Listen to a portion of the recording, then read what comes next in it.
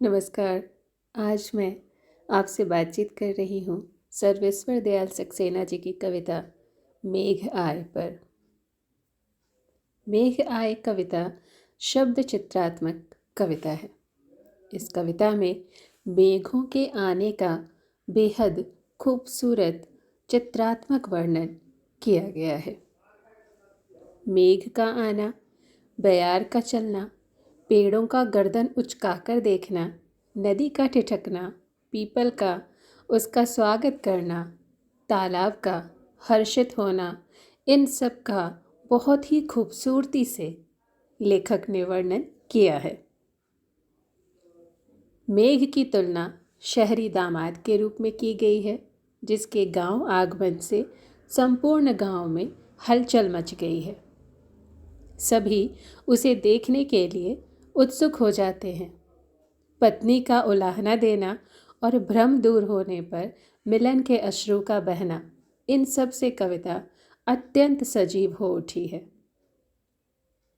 सर्वेश्वर दयाल सक्सेना ने वर्षा ऋतु के आने पर गांव में दिखाई देने वाले उत्साह का चित्रण इस कविता में किया है। कवि ने यहाँ बादल का मानवीकरण करके उसे एक दामाद के रूप में दिखाया है। जिस तरह कोई दामाद बहुत सज धज कर बन ठन कर अपनी ससुराल जाता है, ठीक उसी तरह मेघ भी बड़े बन ठन कर और सुंदर वेशभूषा धारण करके गांव आए हैं। जैसे किसी मेहमान के आने का संदेश गांव के बच्चे एवं उनकी सालियां आगे आगे दौड़कर पूरे गांव में फैला देते हैं, ठीक उसी तरह हवा उनके आगे आगे नाचती हुई पूरे गांव को यह सूचना देने लगी है कि गांव में मेघ यानी बादल रूपी मेहमान आए हैं। यह सूचना पाकर गांव के सभी लोग अपने खिड़की दरवाजे खोलकर उसे देखने एवं उसे निहारने के लिए घरों से बड़ी बेताबी से झांकने लगते हैं। कवि कहते हैं कि आसमान में बादल छाने के साथ आंधी आने पर धूल ऐसे उड़ने लगती है मानो गांव की औरतें घाघरा उठाए दौड़ रही हों। साथ ही हवा के चलने के कारण पेड़ ऐसे झुके हुए प्रतीत होते हैं मानो वे अपनी गर्दन उचकाकर मेहमान को देखने की कोशिश कर रहे हैं। वहीं दूसरी तरफ नदी रूपी औरतें ठिठक कर अपनी घूंघट सरकाकर तिरछी नज़रों से मेहमान को देख रही हैं। जब कोई दामाद बहुत दिनों के बाद घर आता है तो घर के बड़े बुजुर्ग उन्हें झुककर सम्मानपूर्वक प्रणाम करते हैं। इस दौरान उनकी जीवन संगिनी हठपूर्वक गुस्सा होकर दरवाजे के पीछे छुप कर कहती हैं, आपने इतने दिनों से मेरे बारे में कोई सुध क्यों नहीं ली? क्या इतने दिनों बाद आपको मेरी याद आई? साथ ही जब हमारे घर में कोई अतिथि आता है तो हम उसके पांव धुलाते हैं। इसलिए कवि ने यहाँ पानी परात भर के का उपयोग किया है। अभी तक कविता में प्रेमिका को अपने प्रियतम के आने की खबर भ्रम लग रही थी, लेकिन जब वो आकर घर की छत पर खड़े हो जाते हैं तो मानो प्रेमिका के अंदर बिजली सी दौड़ उठती है। उन्हें देखकर प्रेमिका का भ्रम टूट जाता है और मन ही मन प्रेमी से क्षमा याचना करने लगती है।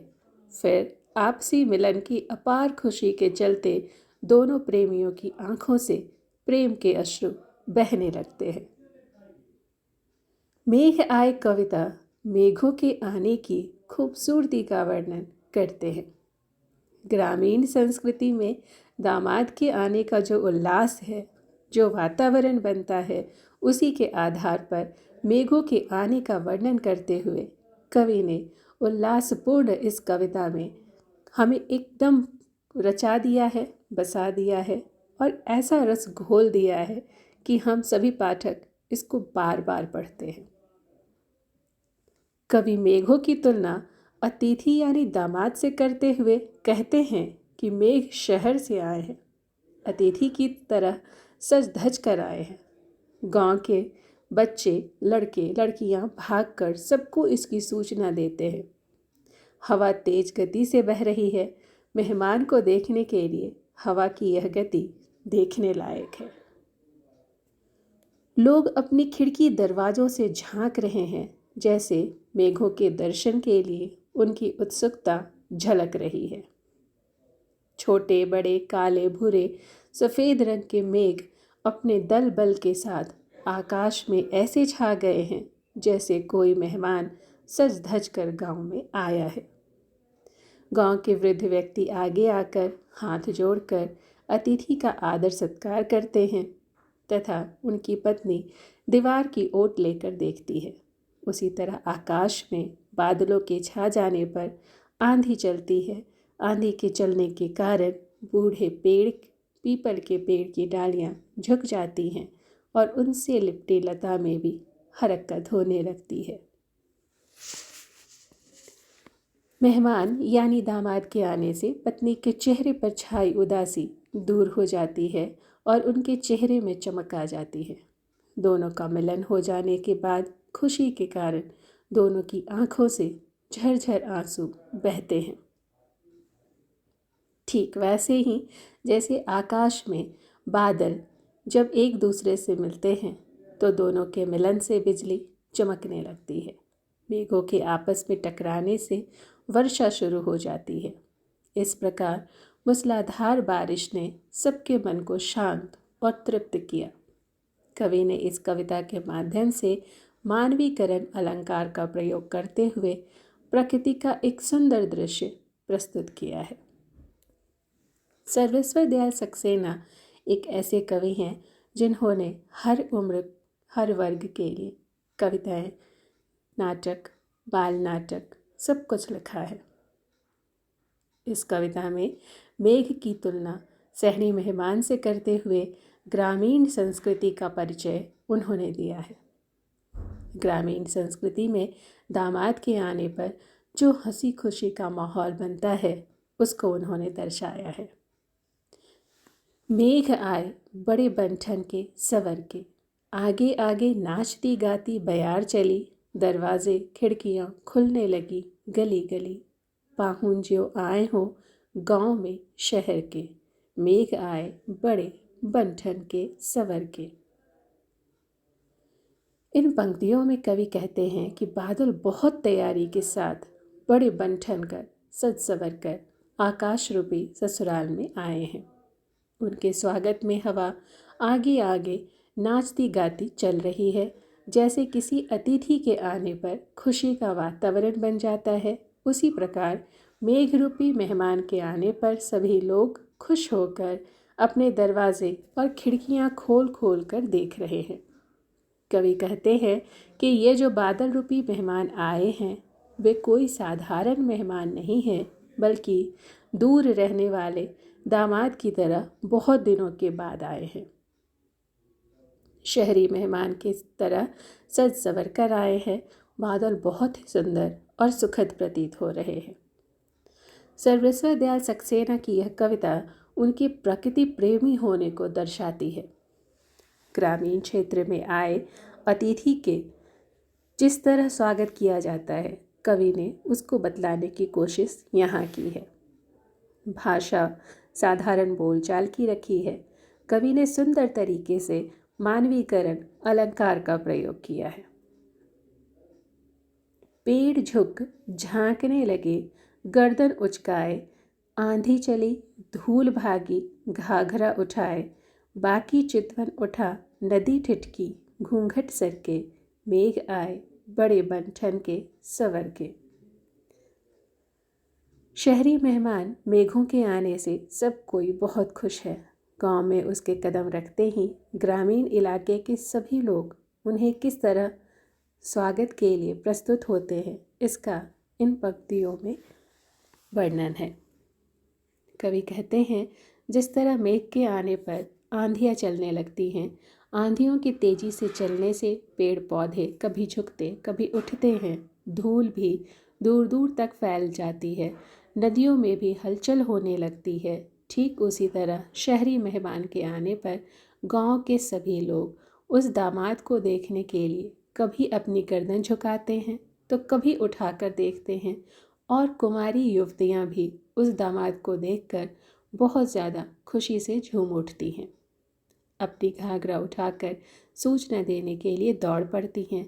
गांव की दुल्हन भी उस नए मेहमान को देखने के लिए थोड़ा सा अपना घूंघट उठाकर तिरछी नज़र से देखती है, ताकि उन्हें उस दामाद की एक झलक मिल जाए। कवि कहते हैं, जिस प्रकार से मेघ के आने से सभी तरफ हलचल मच जाती है, ठीक उसी तरह शहरी मेहमान दामाद के आने पर सभी ओर हलचल मची हुई है। कवि का प्रकृति प्रेम यहाँ दिखता है।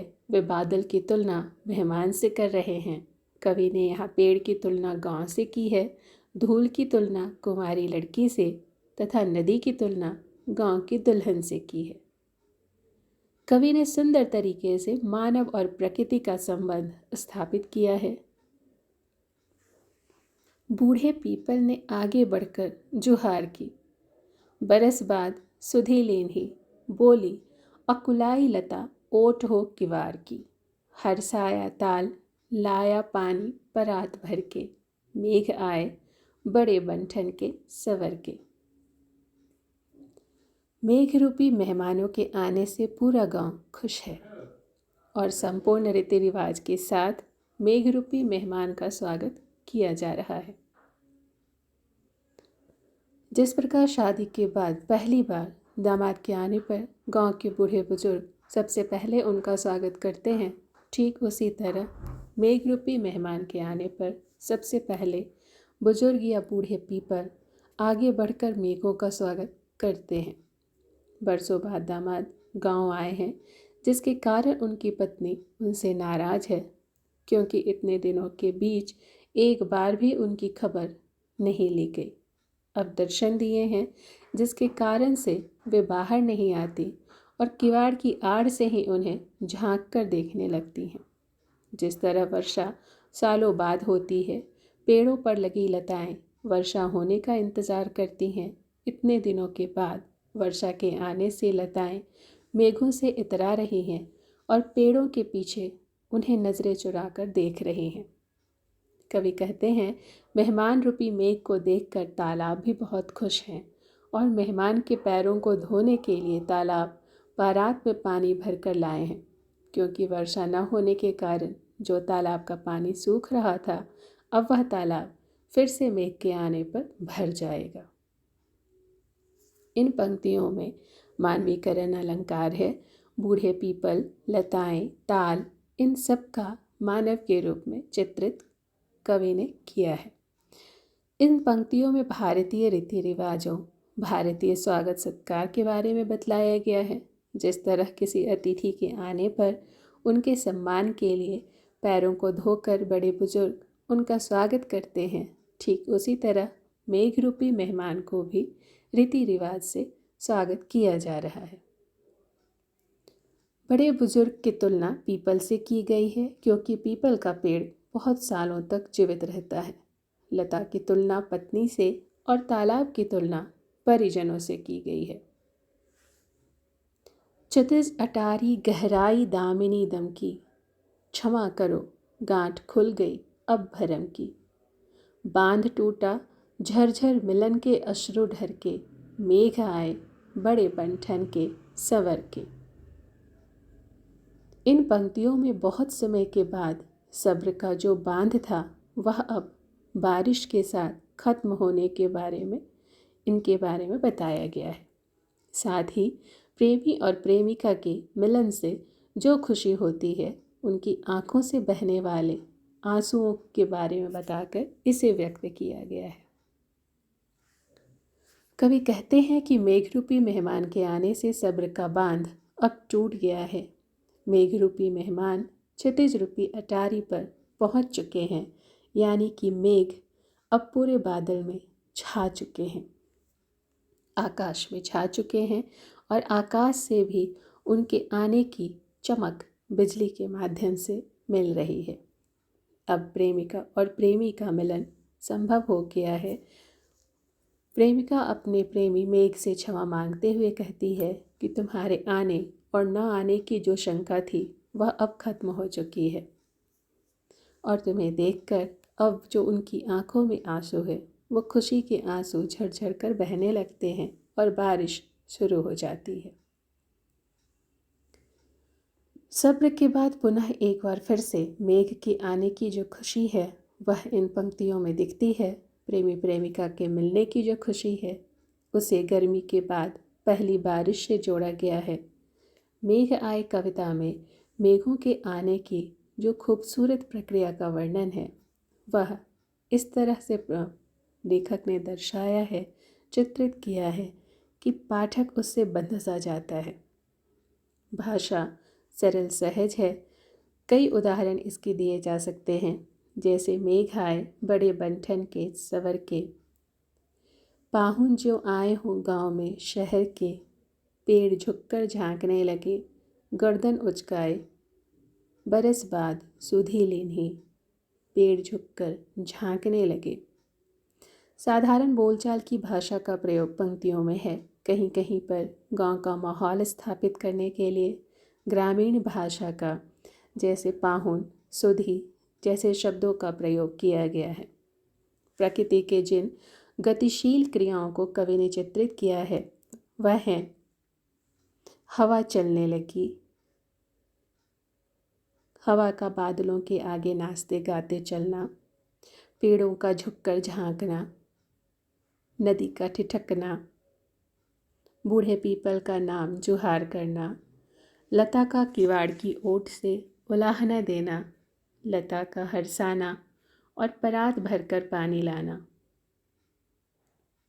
यहाँ कविता में धूल किशोर लड़कियों का प्रतीक है, पेड़ नगरवासियों का, नदी गांव की महिलाओं का, लता नवविवाहिता का और ताल घर के सदस्यों का।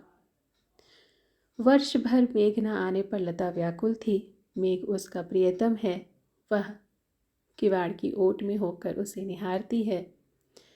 यहाँ मेघ के आने का जो प्रभाव नदी पर पड़ा है उसका भी वर्णन है। नदी ठिठक कर ऊपर देखने की चेष्टा करती है, उसका घूंघट सरक जाता है। मेघ रूपी मेहमान के आने से वातावरण में बहुत सारे परिवर्तन हुए हैं। हवा चलने लगती है, घर के दरवाजे खिड़कियाँ खुलने लगती हैं, धूल की आंधी चलने लगती है, नदी बांकी होकर बहने लगती है, लता हर्षित हो जाती है, बिजली चमकने लगती है, रिमझिम वर्षा होने लगती है। आंचलिक शब्दों का प्रयोग किया गया है, जैसे वंठन, पाहुन, घाघरा, घूंघट, जुहार, ओट, किवार, परात, अटारी, भरम। धन्यवाद।